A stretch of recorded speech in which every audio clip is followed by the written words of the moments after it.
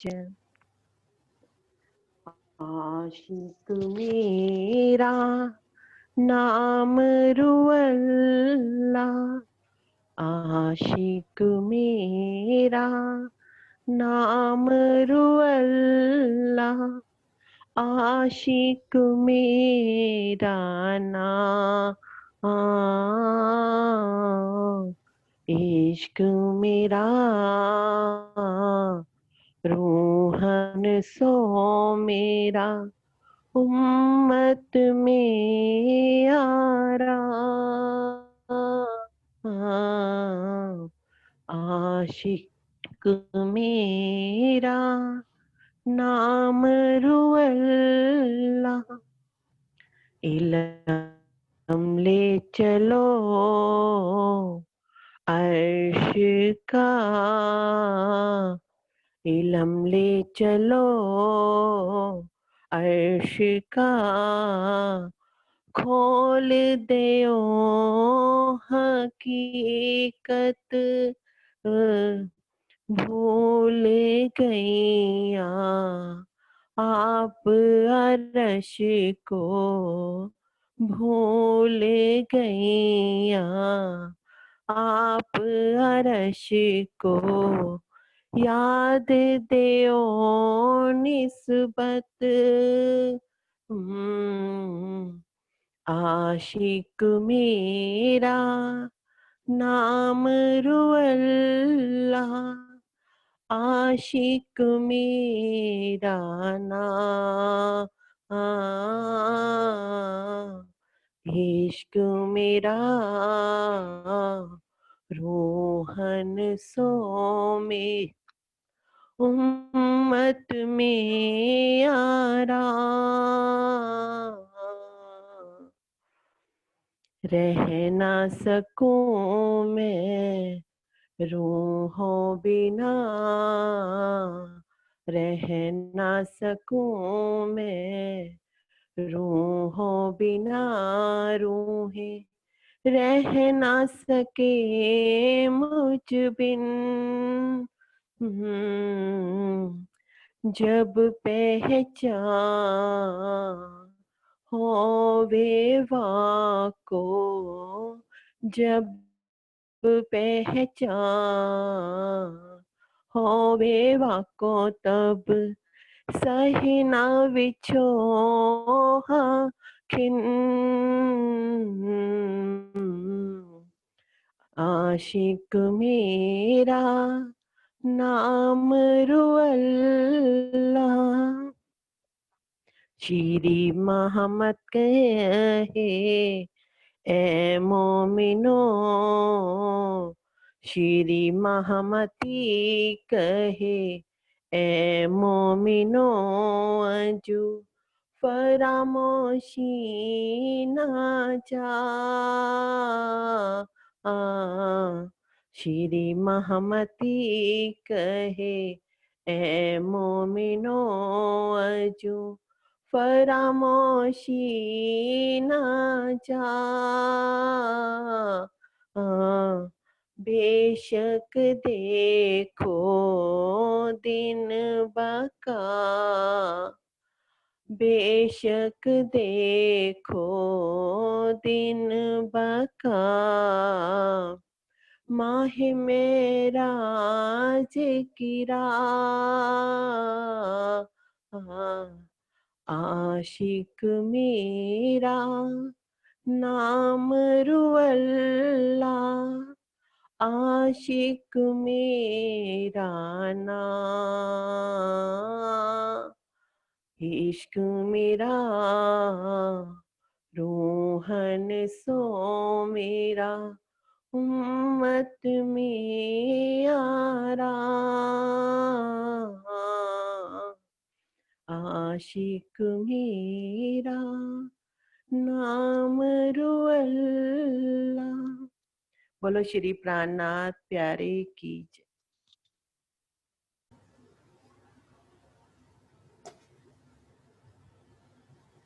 बोलिए श्री प्राणनाथ प्यारे की जय, बोलिए श्री सद्गुरु महाराज की जय। प्रथम लागू दुई चरण को, धनिये न छुड़ाइयो खीन। लाख तली लालेरिया, मेरे जीव के ही जीवन। इन पाँव तले पड़ी रहूं, धनी नजर खोलो बातून। पलना वालों निरखो नेत्रे, मेरे जीव के ही जीवन, मेरे जीव के ही जीवन। प्रणाम सुंदर साथ जी।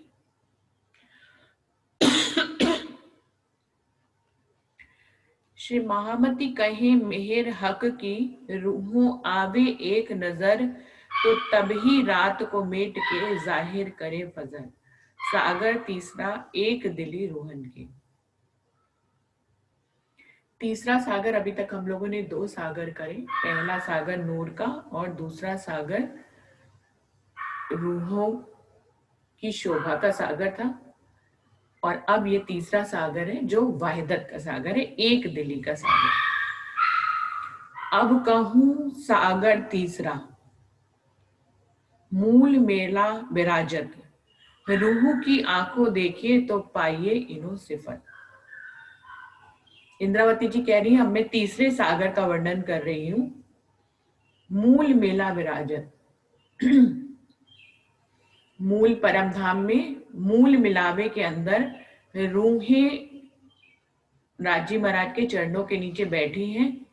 रूह की आंखों देखिए, यदि हम अपनी आत्म की नजर से अपनी परात्म के स्वरूप को देखेंगे और राजी महाराज और मूल मिलावे को देखेंगे तो पाइए इन्हें सिफत। तब हम इन रूहों के दिल की था को पा पाएंगे। तब इनके दिल में क्या सिफत है, इनके दिल की क्या महिमा है, उसको हम समझ पाएंगे। जब तक हम अपनी आत्म की नजर से अपनी परात्म के दिल से कनेक्शन नहीं बिठा पाते, तब तक हम एक दिली को समझ ही नहीं सकते। क्योंकि एक दिली जिसका नाम ही है एक दिल, तो दिल जिसमें आ रहा है उसमें दिल तक तो पहुंचना ही होगा। क्योंकि दिल तक पहुंचे बिना आप एक दिली को हम सब नहीं समझ सकते। अरस की अरवाहें जेती, जुदी होए न सके एक खिन। एक माही क्यों होए जुदिया, असल रूहें एक तन। परम धाम की जितनी भी रूहें हैं, जुदी हो ही ना सके एक खिन, एक पल के लिए भी वो एक दूसरे से अलग नहीं हो सकती। ये जुदा हो भी कैसे? असल रूहें एक तन, अंदर से ये दिल से एक ही तन है। सभी रूहें श्यामा महारानी के तन है और श्यामा महारानी राज्य के तन है। राज्य का दिल का स्वरूप श्यामा महारानी और श्यामा महारानी के दिल का स्वरूप सारी सखियां हैं। सारी सखियों के दिल का स्वरूप खूब खुशहालियां हैं। खूब खुशहालियों के दिल का स्वरूप सभी परम धाम के पुतलियां हो, वहां के पेड़ पौधे हो, पशु पक्षी हो, 25 पक्ष हो, सब है। तो अरस की अरवाही जेती जुदी हो ही न सके एक खिन के लिए भी वो अलग नहीं हो सकती है। ए माही क्यों होई जुदियां, असल रूहें एक तन। वहां पर इन सबको मिलाकर ही एक तन कहा जाता है। यहाँ की नजर से हमें परात्म, अपनी परात्म के दिल तक पहुंचना होता है। ये यहाँ के हिसाब से ऐसा कहते हैं। जबकि परम धाम में चाहे एक रूह का परात्म का दिल हो या दूसरी रूह की परात्म का दिल हो या राज्य का दिल हो या श्यामा महारानी की परात्म का दिल हो, सब एक दिल होते हैं। वहां पे अलग अलग दिल डिफाइन नहीं किए जाते। इन सबन की एक अकल, एक दिल, एक चित्त, एक इश्क इनो का सन्ही कायम हित। इन सभी परमधाम की रूहों की अकल भी एक जैसी है। अकल एक जैसी होने के मतलब है कि इनके अंदर जो भी वहां पे विचार तो इलम से उत्पन्न होते हैं। इलम इस तरह से है नहीं वहां पे, मतलब अकल एक होने से मतलब ये है कि वहां पे एक ही काम है इश्क का। राज्य से इश्क लेना और राज्य को इश्क देना, राज्य का हमें रिझाना और हमारा राज्य को रिझाना। तो इसी को ही अकल के रूप में संबोधित किया है कि इन सबन की एक अकल, एक ही तरह से इनके दिल में एक ही बात बसती है, वो है प्रेम की बात। एक ही बात बसती है इनके अकल में कि राज्य को रिझा लें। एक ही बात बसती है कि अब राज्य हमें रिझा लें, राज्य हमारे दिल की इच्छाओं को पूर्ण कर दें। तो इन सबन की एक अकल, एक दिल और एक चित्त, इनका चित्त भी एक है, इनका दिल भी एक है, इसीलिए इनकी अकल भी एक है। सब तरफ एक ही बात ही आती है, वो है प्रेम की और इश्क की, प्रेम का लेना और प्रेम का देना, राजी को रिझाना और राजी का हमें रिझाना। एक इश्क इनों का सन्निह कायम है, इनके दिल में सिर्फ प्रेम ही प्रेम है और इनका इश्क भी एक ही है। इश्क कई तरह का नहीं होता है, प्रेम बल्कि कई तरह का हो सकता है। हर संबंध के साथ प्रेम अलग होता है, पत्नी के साथ अलग, बहन के साथ अलग, भाई के साथ अलग, लेकिन इश्क जो होता है वो एक ही होता है, जो सिर्फ आशिक और माशूक के बीच में होता है। इसलिए एक इश्क इनों का सन्निह कायम हित, इनो दिल सागर तीसरा, एक सागर सब दिल, देखो इनो दिल बैठ के किनविद बैठिया मिल। रूहों के दिल को, रूहों के दिल में जो, दिलों में जो संबंध है उसी को ही एक दिली कहा गया है, इसी को ही, उनके दिल को ही तीसरा सागर कहा गया है। इनो दिल सागर तीसरा, एक सागर सब दिल, सबके दिलों में एक ही सागर है, एक ही दिली का है। देखो इनो दिल बैठ के किनविद बैठिया मिल।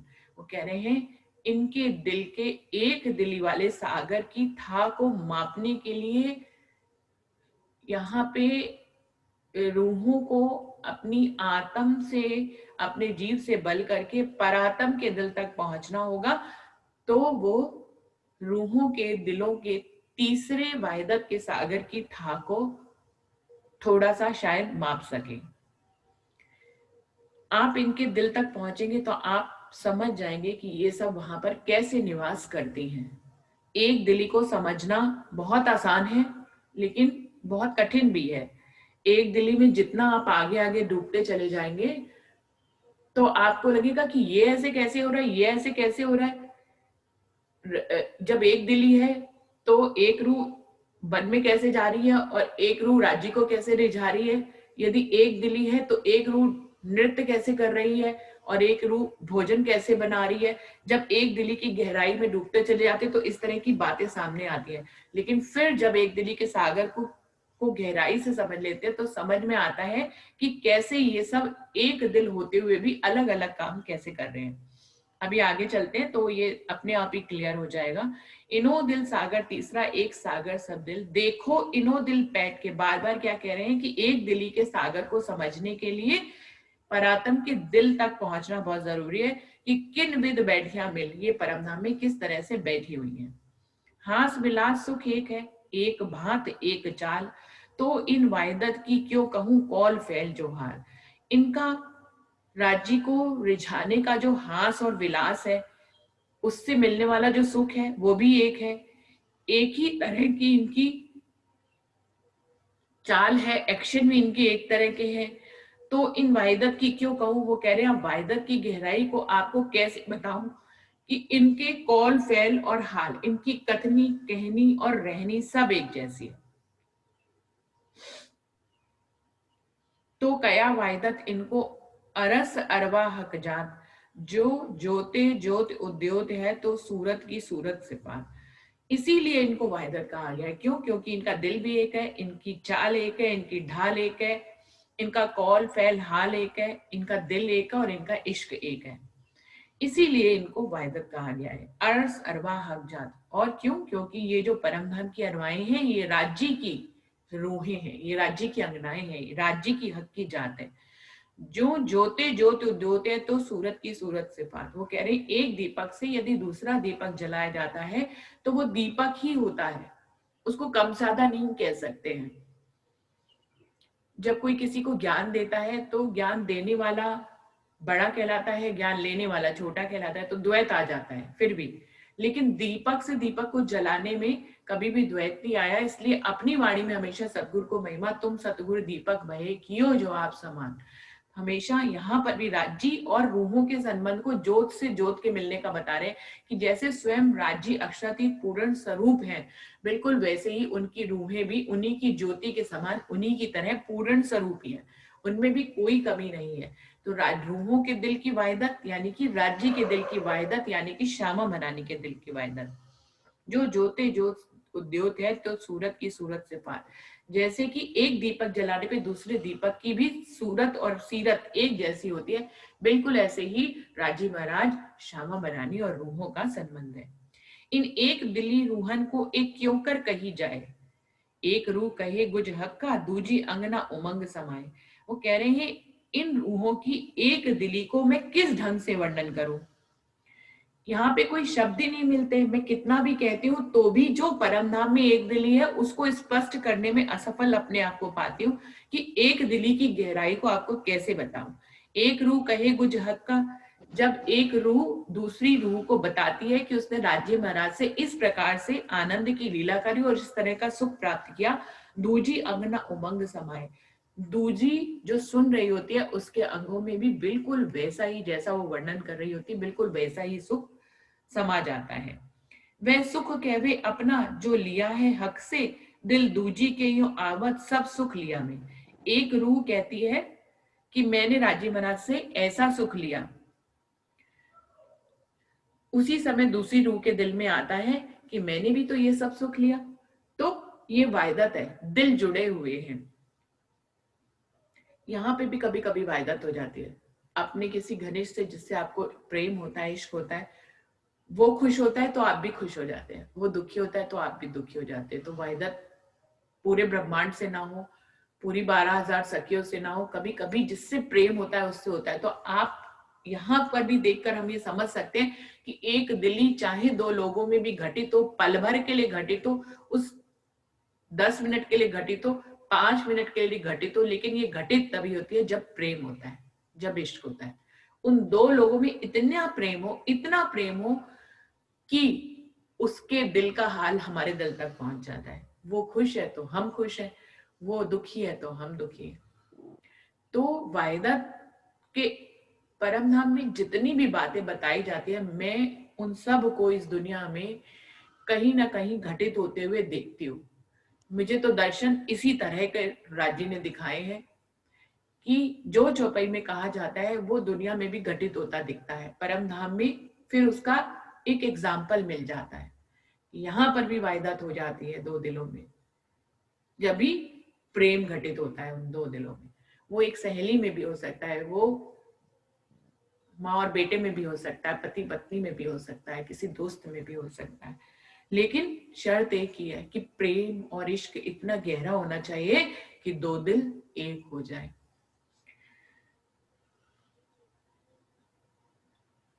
एके बात के वास्ते सुख दूजी को उपजा यो सबन की एक दिली जुदा वर्णन होवे क्यों कर। एक ही बात के लिए सभी को एक सा ही सुख उत्पन्न होता है, सो सबन की एक दिली, इस प्रकार से वहां पर एक दिली है। जुदा वर्णन होवे क्यों कर, वहां पर जुदा वर्णन करा ही नहीं जा सकता कि एक रूह दूसरी और दूसरी रूह दूसरी है। एक रूह बात करे हक सुख, सुख दूजी को होए, जब देखिए मुख बोलते तब सुख पावे दोए। जब एक रूह राज्य महाराज से बातें करती है तो जो बात वो अपने दिल से कर रही है उसकी बात कहने का सुख भी दूसरी रूह को होता है। जब देखिए मुख बोलते तब सुख पावे दोए, और राज्य महाराज उस रूह को, उस रूह की बात का जवाब जब अपने मुख से देते हैं तो उस रूह को बड़ा सुख होता है। लेकिन जैसा सुख उसको होता है राज्य महाराज के बोलने से, वैसे ही पूरे 12,000 और श्यामा महारानी को भी वैसा ही सुख उत्पन्न होता है। अरस परस यूं हक सो, आराम लेवे सब कोय, अति सुख पावे बड़ी रूह, ए तिनके अंग सब सोए। इस प्रकार वहां पर सारी रूहें राज्य से अरस परस हैं, और राज्य से अरस परस होने के कारण वो बहुत ही आराम, आनंद और इश्क और प्रेम का अनुभव करती हैं। और इन सारी क्रियाओं में बड़ी रूह श्यामा मनानी को भी अत्यंत सुख की प्राप्ति होती है। इन तिनके अंग सोए, क्योंकि सारी रूहें हैं तो उन्हीं का अंग, और वो जिससे सुख ले रही है वो उनका अंग है। मेरी उंगली को सुख हो रहा है तो मेरे दिल को तो सुख हो ही रहा है ना। मेरी नैनों को अगर कोई अच्छा नजारा दिख रहा है और मुझे उससे आनंद प्राप्त हो रहा है, तो मैं जो श्यामा महारानी हूँ, हाथ पांव उंगलियां, मैं श्यामा महारानी हूँ, हाथ पांव उंगलियां मेरे अंग हैं, तो अगर मेरे अंगों को सुख हो रहा है तो मेरे को ही तो सुख हो रहा है। बिल्कुल ऐसा ही वर्णन यहाँ पर किया जा रहा है कि अति सुख पावे बड़ी रूह ए तिनके अंग सोए, क्योंकि सारी रूहें हैं किसका अंग है? श्यामा महारानी के अंग है। तो यदि अंगों को सुख हो रहा है, अंगों को इश्क प्रेम अनुभव हो रहा है, तो श्यामा महारानी को भी उतना ही सुख और प्रेम का अनुभव हो रहा है। जो सुख पावत बड़ी रूह सब तिनके सुख संकुल, कि जो जल मूल में सींचे पहुंचे पात फल फूल। जो सुख पावत बड़ी रूह सब तिनके सुख संकुल, वो कह रहे हैं कि बड़ी रूह जैसा सुख पाती है श्यामा महारानी, उनके अनुसार ही, उनके संकुल सुख ही सारी रूहों को मिलता है। बिल्कुल ऐसा ही अरस परस है वहां पे, जैसा सुख रूहों को मिलता है वैसे ही श्यामा महारानी को मिलता है। इसको एक एग्जाम्पल से समझा रहे हैं दुनिया के, कि जैसे किसी पौधे की मूल में, जड़ में पानी दे दिया जाए तो वो पानी जो है वो उसके फूल पत्तों डंडियों डालियों सभी में ही पहुंच जाता है, बिल्कुल समान रूप से। जबकि हमने जल कहाँ सींचा? उसकी जड़ में। बिल्कुल ऐसे ही श्यामा महारानी को जो भी सुख राजी महाराज से प्राप्त होता है, सारी रूहों को भी वही सुख प्राप्त होता है। जो सुख जेता हक का पहुंचत है बड़ी रूह को, बड़ी रूह का सुख रूहन आवत है सब मुँह। कि राजी महाराज का जैसा सुख बड़ी रूह श्यामा महारानी को मिलता है, बिल्कुल वैसा ही सुख सभी रूहों को मिलता है। या भूखन या वस्त्र सिंगार के वक्त ए पहने सुख दूजी को, यो सबो सुख होत अनंत। चाहे वो इश्क का सुख हो, चाहे वो प्रेम का सुख हो, किसी लीला का सुख हो, चाहे वो भूषणों का सुख हो, चाहे वो वस्त्रों का सुख हो, चाहे वो श्रृंगार का सुख हो, अगर एक रूह सुख लेती है किसी भी वस्त्र या आभूषण का, तो वही सुख अनंत के दिल में भी पहुंच जाता है। या जो वक्त अरोगने या कोई अरस लज्जत, जो एक रूह से दूसरी सुख देखे देख कहे पावत। वो कह रहे चाहे वो अरोगने की लीला हो, राजी महाराज जो भी लज्जत किसी रूह को देते हैं कि उसको अपने हाथ से पान का बेड़ा खिलाते हैं, या रूह कोई रीझ कर राजी को अपने हाथ से कौर खिलाती है, तो इसमें जो लज्जत छुपी होती है, इस अरस परस प्रेम में जो लज्जत छुपी होती है, जो एक रूह ले रही होती है, वही 12,000 को सुख मिलता है। इसीलिए कोई फर्क ही नहीं है कौन सी रूह राज्य के सामने है और कौन सी रूह सीढ़ियों के नीचे भोजन के समय पे है, कोई फर्क नहीं पड़ता। किसी का माइक जो है वो खुला हुआ है, शायद प्रवीण दीदी आपका खुला हुआ है माइक, उसको अनम्यूट कर लीजिए, म्यूट कर लीजिए। तो क्या कह रहे हैं कि रूह के आगे और पीछे होने का सवाल ही नहीं है। वहां जो रूह आगे रहकर जो सुख लेती है, जिस नजरों से, जितनी करीबी से वो राज्य को देख रही होती है, जितनी करीबी से उनकी लज्जत ले रही होती है, जो रूह रसोई की हवेली में खड़ी है उसकी निगाहों के सामने भी उतनी ही करीबी होती है राज्य के साथ, उसको भी लज्जत का सुख वैसा ही होता है। तो ऐसी एक दिली है परम धाम में। ऐसुक बातें अरस की अलेखे अखंड, क्यों वर्णों में जुबा बीच बैठ इन। वो कह रहे हैं कि ये परमधाम की अखंड ना लिखने वाली बातें हैं, इनको मैं इस इंद के बीच में बैठकर वर्णन कैसे करूं। मैं नेक कही इन विद की जो अरस में विद बेसुमार, इन मुख बानी क्यों कहूं जाको वार न पार। वो कह रहे हैं मैंने तो ये एक दिली का आपको थोड़ा सा वर्णन कर कर एक एग्जाम्पल भर बताया है, लेकिन ये जितना बता पा रही हूं इसका तो बेशुमार है अरस में, जिसकी कोई सीमा ही नहीं है। ये वाणी जो मैं मुख से कह रही हूं और जो परम धाम का जो असल स्वरूप है उसका कोई वार और किनारा नहीं है, वार पार नहीं है, मतलब कहना उसको संभव नहीं। तो कया रसूल ने अरस में वायदत, तो कया इन मायनों ए रूहे एक दिल एक चित। इसलिए जब रसूल साहब भी यहाँ संदेशा लेकर आए तो उन्होंने यही कहा कि परमधाम की रूहों के बीच में अरस परस जो संबंध है वो वाहिदत का है, एक दिली का संबंध है। उनका ये कहने का मतलब सिर्फ यही था कि सब रूहों के दिल जो है और उनके चित्त जो है वो एक ही हैं, अलग नहीं है। 12,000 के वहां गिनती में 12,000 दिल नहीं कहे जा सकते, उन सबको एक ही दिल कहा जाता है, वो है राज्य का दिल। वहां पर जितनी भी लीला होती है वो राज्य के दिल से होती है, इसीलिए वहां पर एक दिल कहा गया है। एक दिल मतलब वाहिदत, यानी कि राज्य के दिल से ही में ही सारा दिल, सभी रूहों का दिल है। राज्य के दिल में ही श्यामा बनानी का दिल है, राज्य महाराज के दिल से ही रूहों का दिल है, राज्य महाराज के दिल से ही पशु पक्षियों, पेड़ पौधों, अक्षर ब्रह्म, महालक्ष्मी, सबका दिल राज्य के ही दिल से जुड़ा हुआ है, इसीलिए इसको एक दिल कहा गया है। मैं कहती हूँ ये तो परम धाम की बात है। इस खेल में भी क्या राज्य के दिल के बिना कुछ हो रहा है? जो राज्य का दिल हुक्म पारित करता है वही तो सब रूहों के साथ हो रहा है। दिखने में अलग अलग है कि एक रूह अलग चाल चल रही है, एक रूह अलग चाल चल रही है, पर इनके गहराई में जाए कि दोनों रूहों के दिल के ऊपर हुक्म किसका काम कर रहा है, तो राज्य का ही हुक्म काम कर रहा है। तो इस प्रकार ये वाहिदत, जो हम वाहिदत का सागर पढ़ते हैं ना कि ये परम धाम में ही है वाहिदत का सागर, जो एक बार कल भी हुई थी, 4 सागरों का सुख वहां है और 4 सागर का सुख वहां है, तो वाहिदत का सुख वहां है। मैं कहती हूँ यहाँ पे भी राज्य का हुक्म ही तो काम कर रहा है, चाहे रूह अलग अलग ढंग से चल रही हो, लेकिन उनके अंदर जो हुक्म पारित हो रहा है वो राज्य के एक ही दिल से पारित हो रहा है। और परम धाम में भी तो ऐसा ही है, एक रूह वन में जाती है, एक रूह निरत करती है, एक रूह राज्य को रिझाती है, एक रूह उनके बगल में बैठी है, एक उनको देख रही है, एक उनके बाल सहला रही है। तो ये सब क्या है, सब अलग अलग एक्शन कर रही है, लेकिन वाहिदत किससे है? राज्य के हुक्म से ही, राज्य के दिल से ही तो सारी वाहिदत है। बिल्कुल सेम परम धाम जैसा ही ये खेल है, कुछ अलग नहीं है, सिर्फ देखने भर की बात है कि आप ज्ञान से कैसे देख पाते हैं। जैसे अभी ये भी बातें आती है, हम लोग रोज ये बात करते हैं कि इश्क नहीं है, इश्क आ जाएगा तो हम तुम्हारे जैसे हो जाएंगे, जबकि इंद्रावती ने तो चौपाइयों में ये तक कहा है कि इश्क हो गया 14 तबक। जब वो इश्क के में आ गई तो उनके लिए 14 तबक ही इश्क हो गया, यहाँ पे ही इश्क हो गया, ये दुनिया ही इश्कमयी हो गई। तो ये दुनिया ही परम धाम हो गई उनके लिए। जब इश्क हो गई तो परम धाम ही तो हो गई, फिर क्या अलग रह गई? तो खेल भी परम धाम से कहीं अलग नहीं है, सिर्फ देखने वाली नजर है। हम दुख को देख लेते हैं, परम धाम में दुख नहीं था, रोना धोना नहीं था, दुख नहीं था, बिछुड़ने का एहसास नहीं था, इसके कारण से हमें खेल परम धाम से अलग लगता है।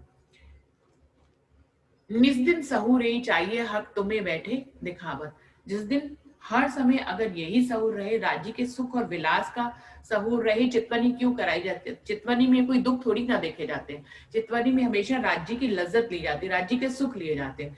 जब ये सुख लिए जाते तो चितवनी करने के लिए क्यों कहा जाता है कि चितवनी में जो सुख परमधाम के हम लेते हैं, वहां के सुख और आनंद को जो हम सोचते हैं, चाहे इलम से सोचते हैं, चाहे फिर उसको गहराई से और दिल से जोड़ते हैं उन सुखों को, तो हम सुखमय हो जाते हैं, तो हम परमधाम जैसे हो जाते हैं, तो हम राज्य जैसे हो जाते हैं। तो हम जुदाई नहीं देख पाते, तो हम दुख नहीं देख पाते, तो ये 14 तबक इश्क के हो जाते हैं। उस समय 14 तबक इश्क के हो जाते हैं, उस पल भर में ही, जितनी देर चितवनी में करते हैं। क्योंकि मेरे अनुसार चितवनी में कभी भी कोई दुख नहीं देखा जाता, चितवनी में हमेशा परमधाम के सुख देखे जाते हैं। जब सुख देखते हैं तो परमधाम जैसे हो जाते हैं, तो परमधाम जैसा इश्क हो जाता है। तो इस तरह से वहां की वाहिदत, अगर बहुत ही गहराई से वाहिदत में आप चले जाएंगे तो जैसी वाहिदत परमधाम में, वैसी वाहिदत इस खेल में भी है। वहां पे भी सब राज्य का ही दिल काम करता है, यहाँ पे भी राज्य का ही तो दिल काम करता है। वहां पे भी राज्य के दिल से रूहें एक होते हुए भी अलग अलग एक्शन करती है, यहाँ पे भी राज्य के दिल से रूहें एक होते हुए भी एक्शन अलग अलग करती है।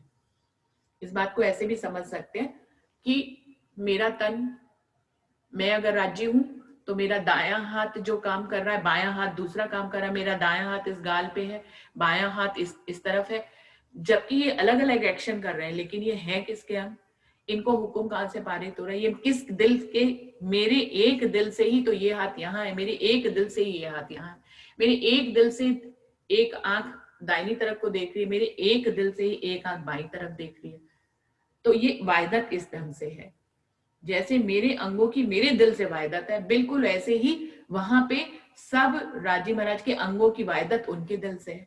बिल्कुल ऐसे ही इस खेल में भी उनके सारे अंगों की वाहिदत उनके दिल से ही तो है। अपने ऊपर अगर देख ले तो तुरंत ही दर्शन होगा कि वाहिदत कैसे है। मेरे अंगों की वाहिदत मेरे दिल से है, जबकि सब अंग अलग अलग एक्शन कर रहे हैं। पैर चलने का काम कर रहे हैं, हाथ कुछ करने का काम कर रहे हैं, नैन कुछ देखने का काम कर रहे हैं, कान सुनने का काम कर रहे हैं, लेकिन ये है किससे, इनकी वाहिदत किससे, मेरे दिल से। सबके एक्शन अलग है लेकिन वाहिदत मेरे दिल से। बिल्कुल ऐसे ही परम धाम में, बिल्कुल ऐसे ही इस खेल में। तो वाहिदत को समझने का ये बहुत ही अच्छा तरीका है कि आप अपने ऊपर ही उस वाहिदत को देख लें। जब आप अपने अंगों की अपने दिल से वाहिदत देख लेंगे तो आप परम धाम के अंगों की अंगों का जो मूल है, राजी महाराज का दिल, उससे उसकी वाहिदत देख लेंगे। तो इस आप खेल में भी वाहिदत कैसे देख लेंगे, सब में वाहिदत कैसे देख लेंगे कि सब अंग जो है, उन अंगों का जो मूल है, जो राज्य का हुक्म है, और हुक्म राज्य के दिल से है, तो उनसे कैसे वाहिदत है।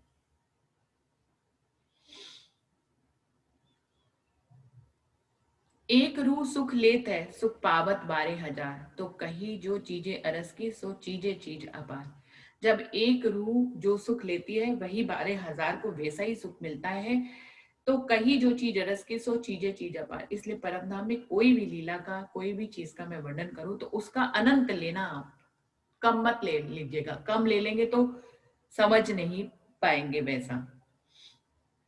जो कोई चीज अरस में, बाग जिमी जानवर, ताको सुख बल इश्क का पार न आवे क्यों कर। okay? वायदत को और आगे ले जा रहे हैं। अभी तक सारा वर्णन वायदत का राजी शामाजी और रूहों के दिलों से कर रहे थे। अभी क्या कह रहे हैं, चाहे परमधाम का बाग हो, चाहे वहां की जमीन हो, चाहे वहां के जानवर हो, ताको सुख बल इश्क का पार ना आवे क्यों कर। वहां पर उनके भी, उनके अंदर जो सुख है, उनके अंदर जो इश्क है, उनके अंदर जो इश्क का बल है, उसका भी कोई पारा वार नहीं है। और सब किससे कनेक्टेड है, राज्य के दिल से ही कनेक्टेड है। या पशु या वृक्ष कोई, अपार तीनों की बात, तो रूहों के सुख क्यों कहूं, जो है हक की जान। वो कह रहे हैं वहां पर चाहे कोई पशु हो, चाहे कोई वृक्ष हो, उनकी बातें भी अनंत हैं। तो सोचिए, और उनकी बातें अनंत होते हुए भी कनेक्टेड किससे, राजी के दिल से है। एक ही दिल है वहां पर, एक दिली, मतलब एक दिल यानी कि राजी का दिल। एक दिली का सागर यानी कि वहां एक दिल है, और वो है सिर्फ राज्य का दिल। और सारा परमधाम 25 पक्षों सहित उस एक दिल से ही चल रहा है। तो रूहों के सुख क्यों कहूं, ये तो है हक की जात। वो कह रहे हैं यदि पशु पक्षियों के सुखों का वर्णन और उनकी वायदत का वर्णन मैं नहीं कर पा रही हूँ, तो रूहों के सुख और उनकी वायदत के वर्णन आपको कैसे करें। जिन किन को संशय उपजे खेल देख के यूं, ए जो रूए अरस की तिनका इश्क न रहा क्यों। वो कह रहे हैं आप सबको ये देखकर, यदि यहाँ पर इस एक दिली के सागर को पढ़कर यदि आपको ये संशय उत्पन्न होता है कि परमधाम की रूहें जो राज्य की वायदत में रहती थी, उनका इश्क कैसे खो गया, वो इस दुनिया में आकर उस इश्क को ढूंढ क्यों रही है, उनके अंदर जुदाई कैसे आ गई। इश्क इश्क खो गया तो जुदाई का एहसास हो गया। तो ये कैसे हो गया कि उनका इश्क ही नहीं रहा। सुंदर साथ जी इस वाले बात को कर लेंगे, ये भी थोड़ा विस्तार से होता है कि इश्क कैसे खो गया और इश्क कैसे पता लगे कि खोया ही नहीं है। तो चौपाई यहीं पे दोहराते हैं। या पशु या वृक्ष कोई, अपार तीनों की बात, तो रूहों के सुख क्यों कहूं, ए जो है हक की जात, ए जो है हक की जात। बोलिए श्री प्राणनाथ प्यारे की जय। बोलिए श्री सद्गुरु महाराज की जय।